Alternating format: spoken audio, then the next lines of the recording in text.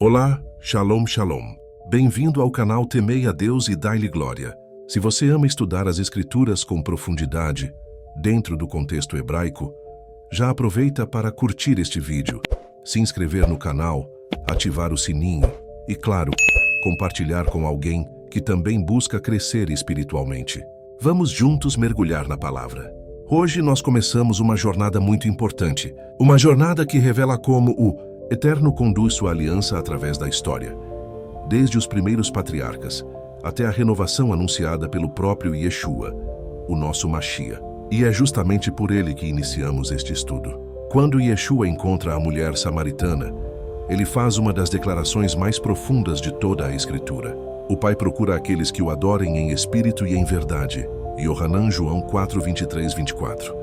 Essa fala de Yeshua é a chave de todo o nosso estudo. Ele não está anulando a obediência, nem propondo um caminho espiritual desconectado. O que Yeshua está revelando é que existe uma forma correta de adorar. Não pela vaidade das obras, não pela aparência de religiosidade, mas pelo Espírito que vem do próprio Eterno e pela verdade que ele já havia revelado na Torá. E é aqui que muitos se confundem. Os que guardam a Torá com coração sincero não fazem isso para se engrandecer, nem para acumular méritos. Eles obedecem porque amam o Eterno. Esse é o verdadeiro adorador. E por isso Yeshua diz que o Pai procura esse tipo de pessoa. Alguém cuja obediência não é exterior, mas nasce de dentro do Espírito que ele concede. Mas existe um detalhe muito importante. Em Apocalipse 14, 12, Yohanan não diz: aqui estão os que guardaram perfeitamente. Ele diz: aqui está a perseverança dos santos. A ideia aqui é continuidade, constância, resistência. Não é perfeição, é fidelidade. Eles perseveram, continuam caminhando, mesmo em meio às falhas humanas. E se existe perseverança, existe processo. E se existe processo, existe atuação do Espírito. E é justamente isso que vamos demonstrar ao longo deste estudo. Como, através da história, o Eterno coloca seu Espírito, retira seu Espírito e volta a concedê-lo, sempre com um propósito claro dentro da aliança. Isso confirma completamente a fala de Yeshua. A verdadeira adoração não depende de um templo físico, mas do Espírito habitando em pessoas. O próprio Estevão afirma isso em Atos 7:48. O Altíssimo não habita em templos feitos por mãos humanas. E Shaul, Paulo, reforça em 1 Coríntios 3:16. Vocês são o templo do Espírito.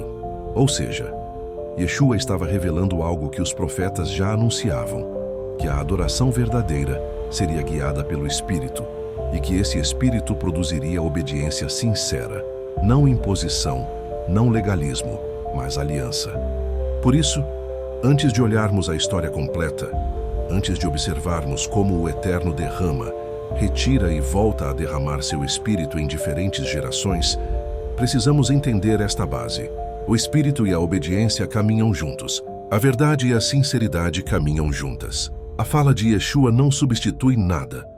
Ela explica o que já estava sendo revelado desde os patriarcas. A partir dessa compreensão, agora estamos preparados para caminhar pela Escritura e enxergar passo a passo como essa realidade se manifesta na história da aliança. No próximo bloco, nós viajaremos até o início, para ver como o Espírito atuava desde os primeiros homens do Eterno e como a obediência sincera se torna um padrão revelado já no princípio. Quando falamos que a adoração em espírito e em verdade não nasceu no primeiro século, estamos afirmando algo muito importante. Desde o princípio, o Eterno já conduzia seus servos por meio do seu Espírito. A história inteira da Escritura mostra isso com clareza. Logo no início, em Bereshit, Gênesis 1:2, o texto diz que o Espírito do Eterno pairava sobre as águas. Isso já nos mostra que tudo que o Eterno faz está unido ao seu Espírito. Quando Yeshua fala sobre adorar em espírito, ele não está criando um conceito novo. Ele está chamando o povo de volta à essência.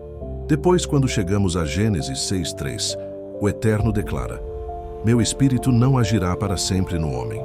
Essa frase é extremamente séria, porque mostra que existe um limite para quando o homem decide seguir sua própria vontade. Isso também nos mostra que o Espírito pode se retirar. E veremos vários momentos ao longo da história em que isso acontece. Mas observe algo importante. Sempre que o Espírito está presente, existe obediência, sinceridade e humildade. E sempre que o Espírito se afasta, surge rebeldia, violência, idolatria e autossuficiência. É uma linha que se repete desde o começo. No caso de Noa, por exemplo, Gênesis 6:9 diz que ele era justo em sua geração e andava com o Eterno. E o que isso significa dentro do contexto hebraico? Significa que ele vivia em submissão, em reverência, deixando-se guiar. Esse padrão é exatamente o ponto central das palavras de Yeshua. O Pai procura quem o adore de forma sincera, não por formalidade, mas por conexão espiritual. Depois vemos Avraham e Abraão. O Eterno o chama em Gênesis 12 e Avraham responde com obediência imediata. E em Gênesis 26:5, o próprio Eterno afirma que Avraham guardou seus mandamentos, estatutos e Torá. Ou seja, Avraham obedece porque anda na presença do Espírito. Ele não produz obras para se exaltar. A obediência flui da relação com o Eterno. Assim como Yeshua ensinou. O adorador verdadeiro é aquele que ama e responde. Seguindo na história, chegamos a José. Em Gênesis 41:38, Faraó declara: poderíamos achar alguém como este em quem está o Espírito de Deus? Aqui vemos claramente um estrangeiro reconhecendo a presença do Espírito no servo do Eterno. E isso prova que a presença do Espírito sempre gera frutos visíveis: sabedoria, discernimento e integridade. Também vemos o Espírito atuando em Bezalel, escolhido para construir o Mishkan, esse tabernáculo. Como está em Êxodo 31:3, eu o enchi do Espírito de Deus. O Eterno coloca o Espírito. Ele capacita, ele direciona. Ele habita em pessoas, não em templos feitos por mãos. Esse ponto será fundamental em nosso estudo. E é nesse cenário que surge uma pergunta poderosa. Por que o Eterno coloca seu Espírito em alguns, retira de outros e volta a colocar em momentos específicos da história? Porque tudo está conectado à aliança. Quando o povo se submete, o Espírito opera. Quando o povo se afasta, o Espírito se retira. Quando o povo se arrepende, o Espírito volta. E isso já prepara o caminho para aquilo que Yeshua explicará séculos depois. Uma adoração viva, guiada, sincera, onde o Eterno habita no coração do homem. Mas antes de chegarmos aos profetas e à aliança renovada, que você conhece como Novo Testamento, precisamos entender como essa dinâmica se desenrola no período da liderança de Moshe, Moisés. É nesse ponto que o Espírito age de forma poderosa sobre um homem e depois é repartido com outros, mostrando que a obra nunca foi humana, mas totalmente conduzida pelo Eterno. No próximo bloco nós veremos como o Espírito do Eterno atuou na vida de Moshe e como esse momento revela o padrão divino de conduzir o seu povo, não por força, não por mérito, mas por direção espiritual e obediência fiel. Quando observamos a história de Moshe, percebemos algo extraordinário sobre a atuação do Espírito do Eterno. Ele não é distribuído de maneira aleatória, nem é concedido para exaltar homens. O Espírito vem com propósito, direção e aliança. E aqui a mensagem de Yeshua sobre adorar em espírito e em verdade começa a ganhar mais profundidade, porque ele está chamando o povo de volta a esse padrão original. Em Números 11, Moshe está sobrecarregado pela responsabilidade de conduzir Israel. E o Eterno declara que tirará do espírito que está sobre Moshe e o colocará sobre 70 anciões. Esse detalhe é fundamental, porque mostra que o espírito não é limitado, nem preso a um único homem. O Eterno reparte seu espírito conforme a necessidade da sua obra. O texto diz: o espírito repousou sobre eles e eles profetizaram. Números 11:25. Isso já nos mostra um padrão claro. Quando o espírito age, a evidência, a transformação, a capacitação não é apenas emoção, mas direção verdadeira. Logo em seguida, surge o episódio de Eldade e Medade. Dois homens que não estavam junto com os anciões, mas começaram a profetizar no meio do acampamento. Yehoshua, Josué, fica preocupado e pede que Moshe os repreenda. Mas Moshe responde com uma das frases mais importantes de toda a Torá: quem dera que todo o povo do Eterno fosse profeta e que o Eterno colocasse o seu espírito sobre eles. Números 11:29. Aqui está o coração da futura promessa da aliança renovada. Moshe vê um vislumbre do que Joel anunciará séculos depois. Moshe deseja aquilo que Yeshua irá confirmar à mulher samaritana. Um povo inteiro habitado pelo Espírito, não dependente de um lugar físico, nem de um grupo seleto. Repare como isso constrói um fio contínuo em toda a Escritura. O Eterno guia seu povo por meio do Espírito, mas ainda não o derrama sobre todos, porque há uma promessa futura, maior, mais profunda, uma promessa que envolve transformação do coração e não apenas orientação momentânea. Logo depois, vemos que o Eterno começa a agir com seu Espírito em líderes específicos. Em Deuteronômio 34:9, Yehoshua é cheio do Espírito de sabedoria, porque Moshe impôs as mãos sobre ele. O Espírito não apenas capacita, ele dá discernimento, firmeza, direção. Esse é o mesmo padrão da fala de Yeshua. A verdadeira adoração não é sobre lugar, rito ou tradição humana, mas sobre pessoas conduzidas pelo Espírito de forma sincera. E é nesse período da história que percebemos uma linha essencial. O Espírito é colocado, o Espírito se retira quando há rebeldia, e o Espírito volta quando há arrependimento e submissão. Quando Israel caminha em teimosia, o Espírito se afasta. Quando o povo se humilha, o Eterno volta a agir. E isso é exatamente o que vemos durante todo o período dos Juízes. Em Juízes 3:10, o Espírito vem sobre Otoniel. Em Juízes 6:34, o Espírito vem sobre Gideão. Em Juízes 11:29, o Espírito vem sobre Jefé. Em Juízes 14:6, o Espírito vem sobre Sansão. Mas observe, todos esses momentos são pontuais. O povo não vive de forma contínua no Espírito, porque ainda falta aquilo que os profetas anunciarão. O derramamento pleno ainda não chegou. A adoração universal em espírito e verdade ainda não foi inaugurada. E é exatamente aqui que entendemos porque Yeshua afirmou à mulher samaritana que o Pai procura tais adoradores, porque sempre houve um padrão, mas nunca houve uma plenitude. Sempre existiu a atuação do Espírito, mas não em todos. Sempre existiu obediência sincera, mas não de maneira permanente no coração do povo. Ao seguir essa linha histórica, percebemos que a revelação está crescendo. O Eterno está preparando algo maior, e é por isso que agora precisamos seguir para a etapa seguinte da história. O período dos reis, quando o Espírito do Eterno age com força em alguns homens, se afasta de outros, e nos mostra que sem ele não há direção, não há fidelidade, não há adoração verdadeira.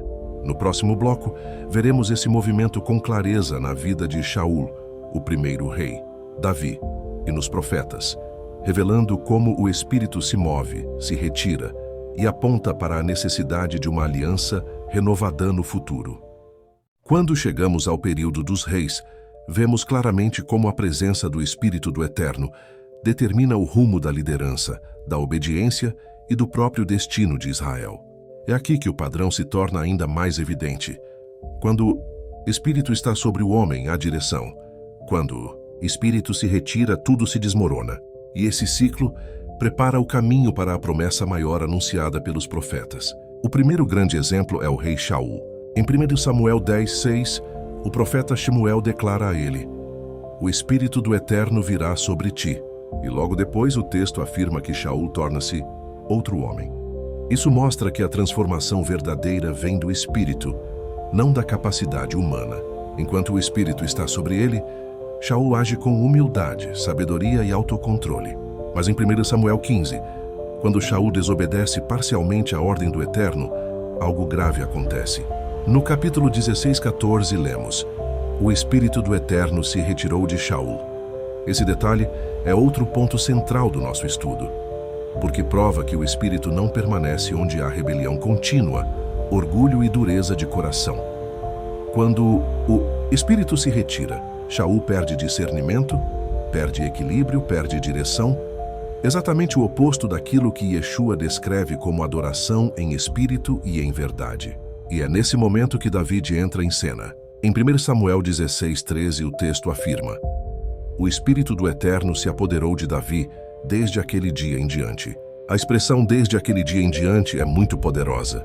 Ela indica permanência, consistência, e não um momento isolado. E como isso se reflete na vida dele?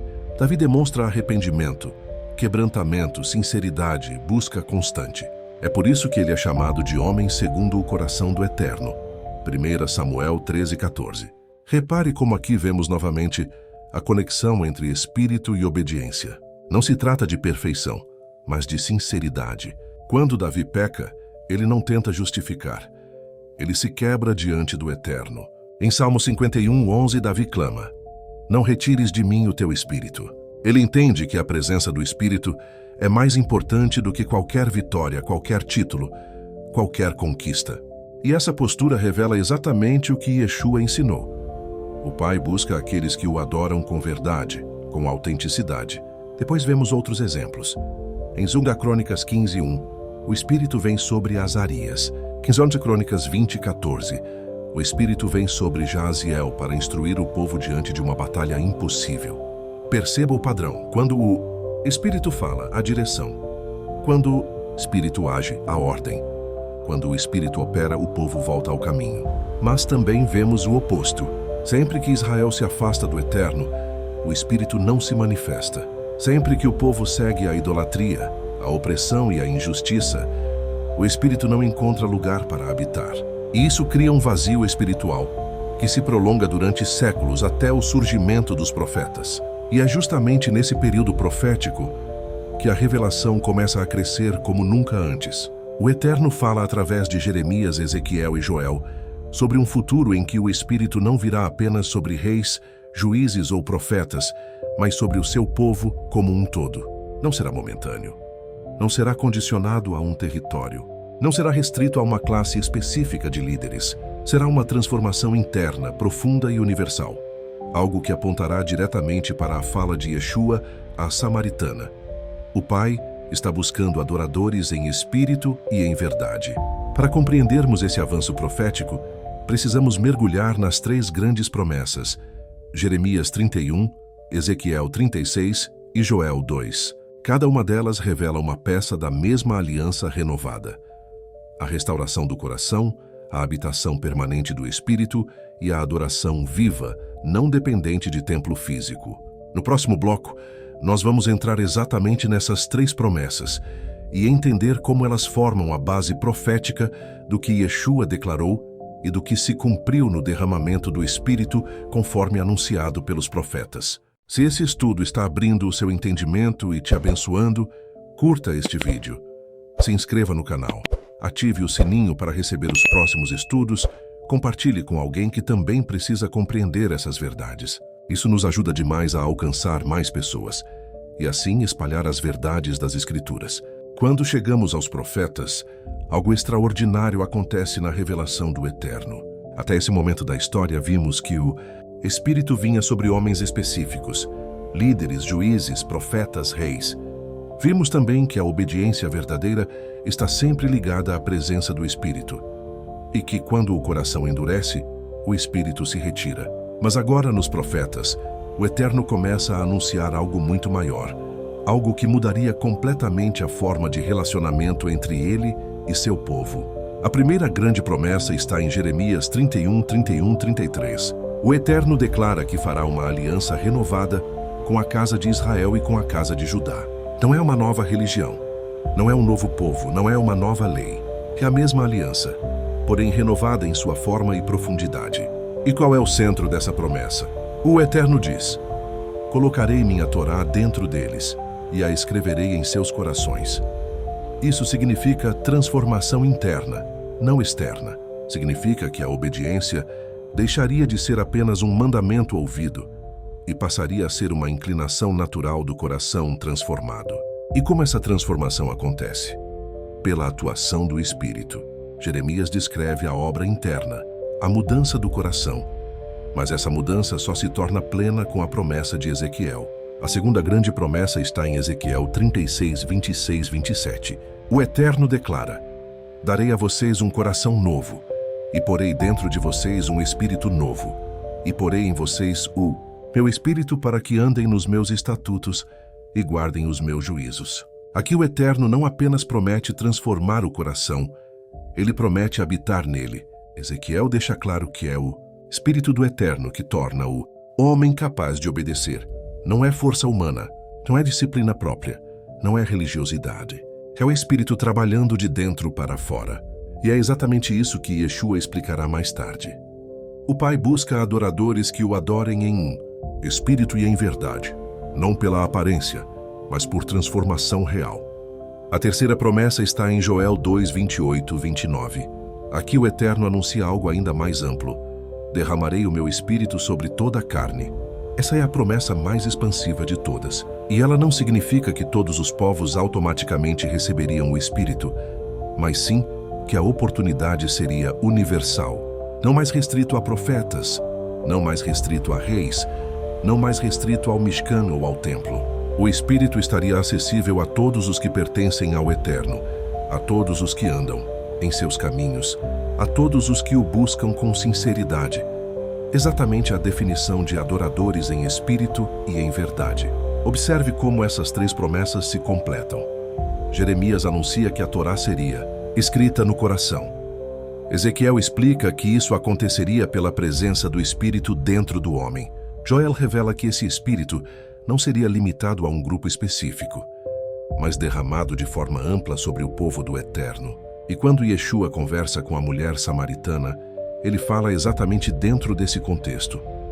Não mais em Jerusalém, não mais em Gerizim, porque o propósito era formar um povo guiado pelo Espírito dentro de si, não dependente de lugar, mas dependente de relacionamento. Essas promessas proféticas são o fundamento da aliança renovada. Elas apontam para um tempo em que o Eterno habitaria em pessoas, não em templos físicos. Um tempo em que a obediência seria fruto do Espírito, não de pressão religiosa. Um tempo em que o povo dele seria reconhecido não pela aparência exterior, mas pela fidelidade interior. E agora que entendemos as grandes promessas proféticas, precisamos ver onde e como elas começam a se cumprir historicamente.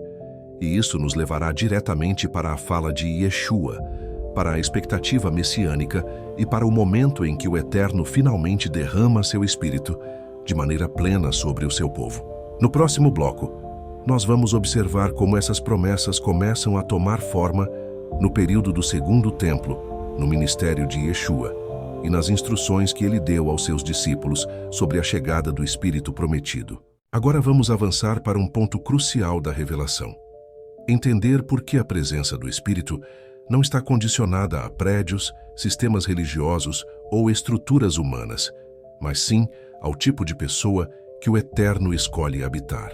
Isso conecta diretamente com a fala de Yeshua em João 4. O Pai procura adoradores que o adorem em espírito e em verdade. Ou seja, ele não procura um lugar, ele procura pessoas transformadas. Quando Estevão confronta o Sinédrio em Atos 7, 48, 51, ele deixa isso muito claro. O Altíssimo não habita em templos construídos por mãos humanas, e logo em seguida afirma que aqueles líderes resistiam ao Espírito do Eterno. Perceba o contraste. Lugares religiosos cheios de tradição, mas vazios da presença. Líderes com autoridade, mas sem o Espírito. Pessoas que conheciam a letra, mas rejeitavam a verdade. Estevão reforça aquilo que Yeshua já havia ensinado. O Eterno coloca seu Espírito em quem está disposto a obedecer e caminhar com ele de coração íntegro, e não em quem apenas ocupa espaços religiosos. Essa realidade não é nova, é um padrão. No deserto, o Eterno colocou seu Espírito sobre Moisés e em 70 anciãos sinceros, Números 11, 16, 17, 25, mas retirou seu Espírito de líderes rebeldes como Corá e seu grupo. Ele colocou seu Espírito sobre Josué por causa do seu coração fiel, Números 27, 18. Ele retirou seu Espírito de Saul por causa da desobediência, 1 Samuel 16, 14. E colocou sobre Davi porque encontrou nele alguém segundo o seu coração, 1 Samuel 16, 13. O Eterno sempre foi consistente. O Espírito nunca acompanhou rebelião, nem orgulho, nem aparência religiosa.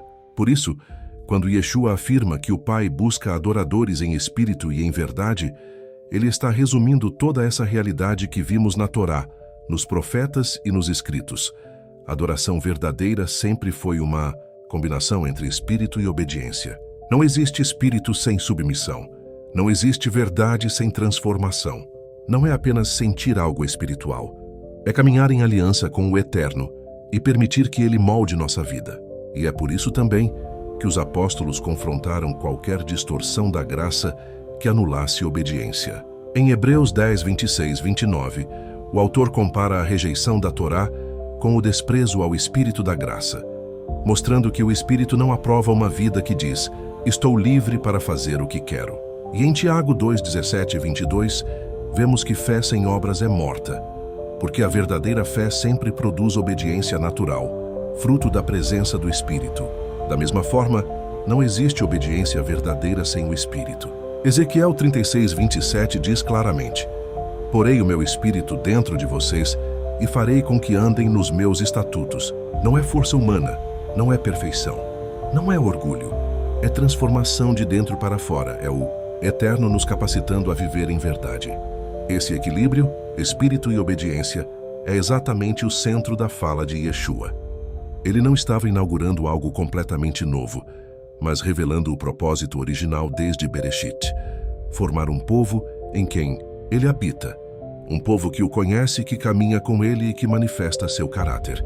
E por isso, no próximo bloco, vamos avançar para a revelação da aliança renovada, segundo Yeshua e os profetas, entendendo como ela confirma e não anula todo esse plano do Eterno de restaurar seu povo para adorá-lo em espírito e em verdade.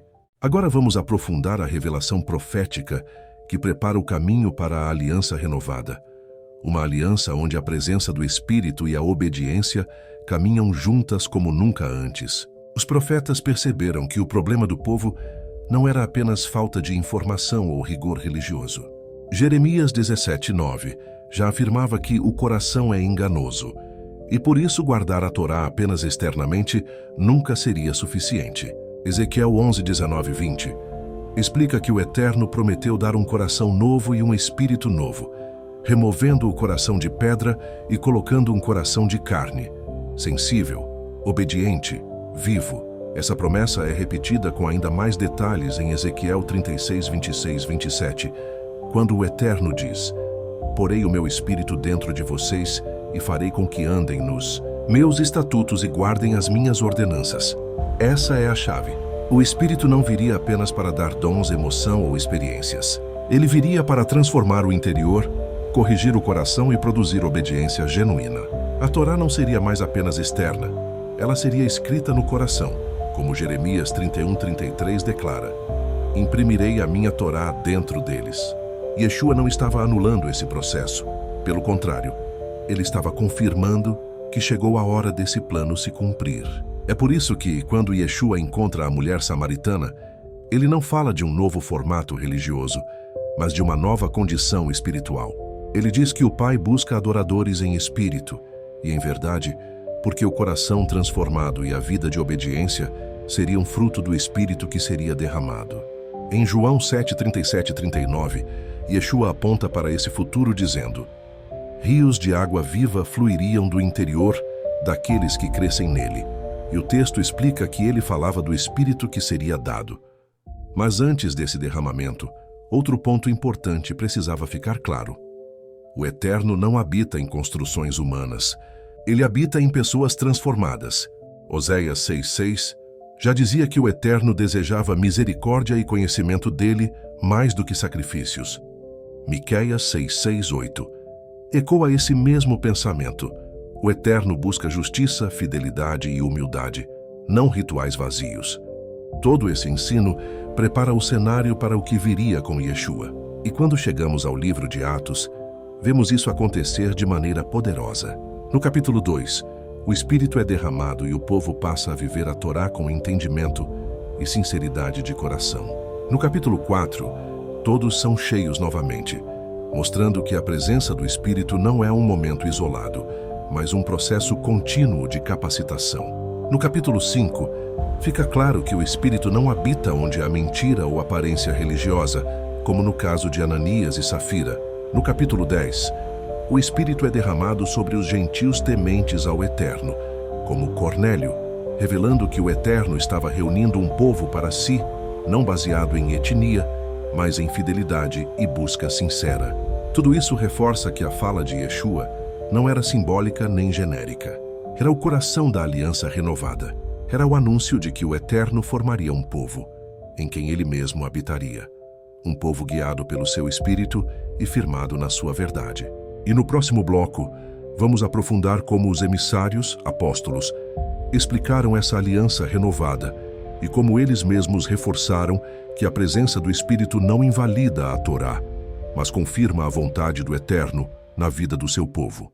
Nos blocos anteriores, vimos como os profetas anunciaram uma transformação interior que só seria possível com a presença constante do Espírito do Eterno habitando dentro do seu povo.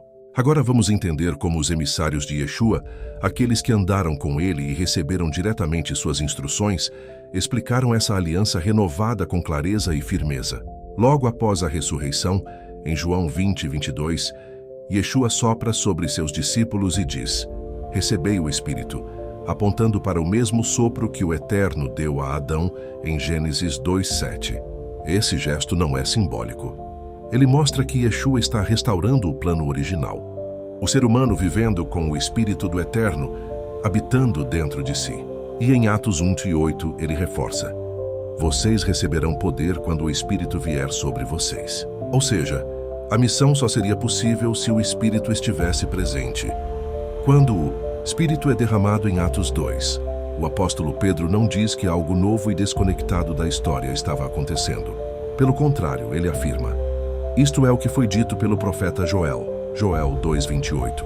Ou seja, a promessa profética estava se cumprindo exatamente como o Eterno havia anunciado.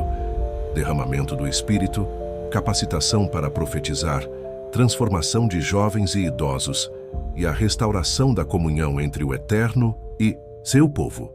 A fala de Pedro confirma que Yeshua não veio anular a Torá, nem criar uma religião nova, mas inaugurar o cumprimento das promessas da aliança renovada. Mais adiante, em Atos 5:32, Pedro faz uma afirmação fundamental: "O Espírito do Santo é dado por Deus àqueles que lhe obedecem." Isso confirma que o Espírito e a obediência caminham juntos. Não é obediência para se engrandecer, nem obediência mecânica. É obediência fruto de um coração transformado, exatamente como os profetas anunciaram.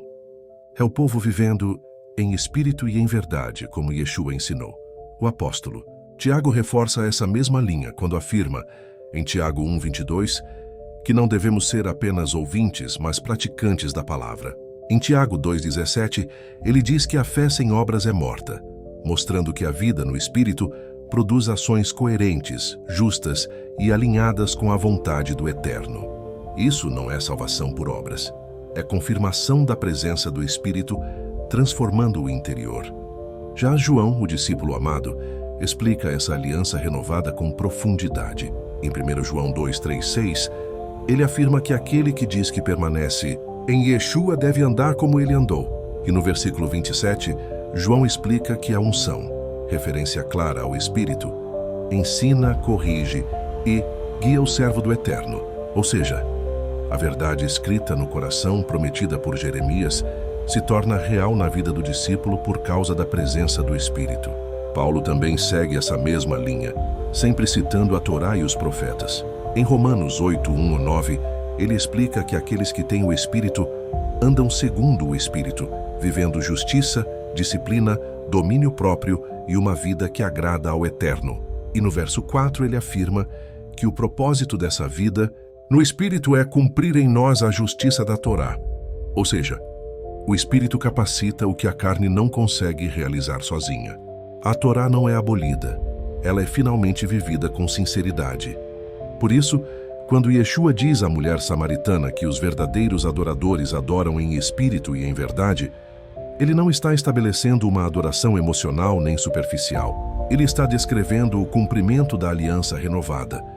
Um povo transformado, guiado pelo Espírito, vivendo a verdade do Eterno e não preso a um templo físico, mas sendo templo vivo, como está em 1 Coríntios 3:16. No próximo bloco, vamos analisar de forma ainda mais profunda como essa realidade se conecta ao final dos tempos, especialmente a declaração de Apocalipse 14:12 sobre os que perseveram, aqueles que guardam os mandamentos do Eterno e mantêm a fé em Yeshua. Nos blocos anteriores vimos como os profetas, Yeshua e os emissários revelam um único caminho, o Espírito do Eterno operando dentro do seu povo para produzir uma vida de verdade, obediência e transformação. Agora chegamos a um ponto central. Como essa realidade se manifesta profeticamente nos dias finais, especialmente na visão de João em Apocalipse. Em Apocalipse 14:12 está escrito: aqui está a perseverança dos santos, os que guardam os mandamentos do Eterno e a fé em Yeshua. Esse texto é um resumo poderoso de tudo o que estudamos até aqui. Ele não diz que os santos são aqueles que guardaram perfeitamente, mas aqueles que perseveram. A ideia é de constância, persistência e fidelidade ao longo do caminho, confirmando que o verdadeiro adorador não é perfeito, mas é comprometido. Ele cai e levanta, erra e aprende, mas se mantém firme no propósito de obedecer ao Eterno com o coração sincero. A expressão "guardam os mandamentos do Eterno" confirma aquilo que já vimos na fala de Pedro. O Espírito é dado àqueles que obedecem. Ou seja, esse povo final não vive por orgulho nem por aparência religiosa, mas porque o Espírito está ativo, ensinando, corrigindo e conduzindo. Não é obediência fria, é obediência viva, fruto da presença do Espírito operando internamente, conforme Ezequiel 36:27. E a outra parte do texto diz: e guardam a fé em Yeshua. João está deixando claro que a aliança renovada une duas realidades: fidelidade à vontade do Pai e confiança absoluta na obra de Yeshua. A fé em Yeshua não elimina os mandamentos, e os mandamentos não substituem a fé. Os dois caminham juntos. É exatamente isso que Yeshua disse à mulher samaritana: adorar em espírito e em verdade. Espírito, a vida interior transformada. Verdade, a vontade do Eterno expressa em sua palavra. Quando João tem essa visão do povo perseverando, ele também vê em Apocalipse 7 uma multidão vinda de todas as nações, tribos e línguas, mostrando que a promessa do Espírito não é restrita a um único povo geográfico, mas àqueles que pertencem ao Eterno por meio da aliança renovada. Isso confirma aquilo que Yeshua já havia afirmado: nem neste monte, nem em Jerusalém. A adoração não dependeria mais de um lugar físico, mas de um povo que se tornaria templo vivo. Paulo reforça essa verdade em 2 Coríntios 6,16 ao dizer: vós sois o templo do Deus vivo. Isso significa que a presença do Eterno não está presa a prédios, denominações ou ambientes físicos. Onde houver alguém guiado pelo Espírito, comprometido com a verdade, ali o Eterno está. Isso confronta diretamente discursos religiosos que tentam aprisionar a presença do Espírito dentro de instituições. A aliança renovada não aponta para um sistema, mas para um povo. E é justamente por isso que a perseverança é um ponto tão importante. Em Mateus 24:13, Yeshua diz: aquele que perseverar até o fim será salvo. Ele está apontando para o mesmo princípio de Apocalipse 14:12. Não é perfeição, é constância. O Espírito gera essa constância. A verdade dá direção. E juntos, Espírito e verdade produzem adoradores que resistem às pressões, às mentiras e às ilusões do mundo.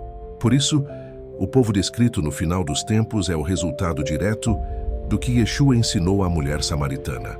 A adoração em espírito e em verdade não é uma frase bonita. É o plano do Eterno para formar um povo fiel, guiado pelo Espírito e moldado pela verdade.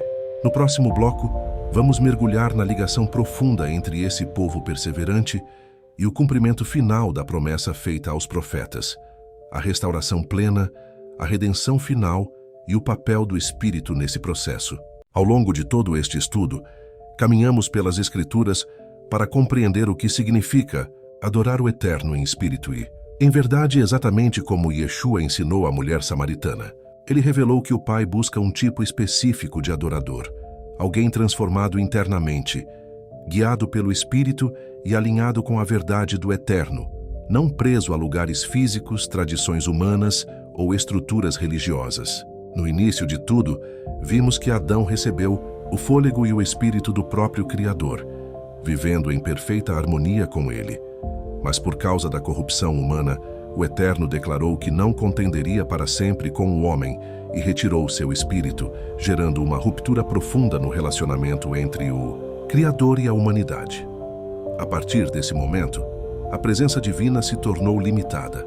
Mesmo assim, o Eterno nunca abandonou seu plano. Ele passou a derramar seu espírito de forma seletiva sobre juízes, reis e profetas, homens e mulheres que eram levantados para conduzir o povo e manter viva a vontade divina na terra. Ao mesmo tempo, ele ordenou a construção do Mishkan para habitar no meio de Israel. Ainda não era a habitação interior prometida, mas um passo importante dentro da aliança. Com o passar das gerações, o Eterno anuncia por meio dos profetas que faria algo novo. Jeremias fala de uma aliança renovada escrita no coração. Ezequiel anuncia um novo espírito dentro do povo e um novo coração capaz de obedecer. Joel revela um derramamento amplo do Espírito sobre todas as pessoas que pertencem ao Eterno. As três promessas apontam para uma única direção: restaurar aquilo que Adão perdeu, a presença interna do Espírito. E então Yeshua aparece, confirmando tudo isso. Ele declara que o Pai não busca adoradores presos ao Monte Gerizim ou ao Templo de Jerusalém, mas adoradores em espírito e em verdade. Ele aponta para uma adoração que não depende de posicionamento geográfico, mas de um coração transformado. E depois de sua ressurreição, a promessa profética começa a se cumprir quando o Espírito é derramado em Atos 2. A partir desse momento, o Eterno não habita mais em templos de pedra, mas em pessoas. Paulo declara que somos o templo do Deus vivo.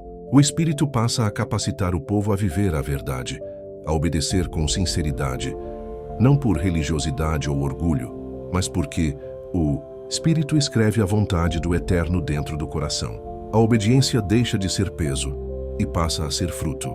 Também vimos que o Espírito é dado àqueles que obedecem, como Pedro ensina, e que muitos sistemas religiosos distorcem essa realidade ao afirmar que o Eterno está restrito a instituições humanas. Mas Yeshua já havia deixado claro: a adoração verdadeira não depende de templos, mas de pessoas transformadas. Ao avançarmos para as Escrituras finais, percebemos que a aliança renovada culmina na formação de um povo perseverante. Em Apocalipse 14:12, João descreve os santos como aqueles que guardam os mandamentos do Eterno e mantêm a fé em Yeshua. Não é perfeição, é perseverança. Eles enfrentam desafios, resistem às pressões e se mantêm firmes porque o Espírito opera dentro deles, produzindo constância e fidelidade. Chegamos então à grande promessa final, a restauração de todas as coisas. Em Apocalipse 21, João declara que o tabernáculo do Eterno estará novamente com os homens. Tudo aquilo que foi perdido no Éden será restaurado. O relacionamento, a presença, a comunhão e a vida guiada pelo Espírito. A adoração em espírito e em verdade, iniciada por Yeshua, se torna a plenana restauração final. E assim, toda a narrativa bíblica, de Adão à Nova Jerusalém, revela um único plano. O Eterno deseja habitar em seu povo, transformar seu povo e conduzi-lo em espírito e em verdade para sempre. Depois de toda a nossa caminhada pelas Escrituras, chegamos ao encerramento deste estudo. E a grande mensagem que fica é simples e profunda. O Eterno sempre desejou um povo que o adorasse, não apenas com palavras, rituais ou aparências externas, mas com o coração transformado pelo Espírito e alinhado com a sua verdade. Aprendemos que Yeshua revelou a essência da adoração verdadeira, que os profetas anunciaram a renovação da aliança, que o Espírito foi derramado para habitar dentro de nós, e que a promessa final é a plena restauração de todas as coisas. Hoje, cada um de nós é chamado a viver essa realidade de forma sincera, perseverante e constante. O Eterno não procura perfeitos, ele procura verdadeiros. Pessoas que lutam, que caem e levantam, que se arrependem, que buscam viver a vontade dele não por medo, mas por amor. Pessoas que entendem que o Espírito foi colocado dentro de nós para nos capacitar a viver a verdade, a caminhar em justiça e a permanecer firmes até o fim. E se durante este estudo o Eterno falou ao seu coração, se alguma parte dessas verdades abriu o seu entendimento e te aproximou da palavra, eu quero te pedir algo importante. Curta este vídeo. Isso ajuda muito o nosso trabalho. Se inscreva no canal Temei a Deus e Dai-lhe Glória. Ative o sininho e compartilhe este estudo com mais pessoas que precisam conhecer essa mensagem. Assim você se torna parte desse propósito de espalhar a verdade. Que o Espírito do Eterno ilumine sua mente, fortaleça seu coração e conduza seus passos em toda a verdade. Que você seja cheio da presença do Eterno. Que sua vida seja transformada diariamente e que a paz dele esteja sobre você e sobre a sua casa. Que o Eterno te abençoe e te guarde. Que faça resplandecer o seu rosto sobre ti e tenha misericórdia de ti. E que ele coloque dentro de você um coração disposto a adorá-lo em espírito e em verdade todos os dias. Muito obrigado por acompanhar até aqui. Até o próximo estudo.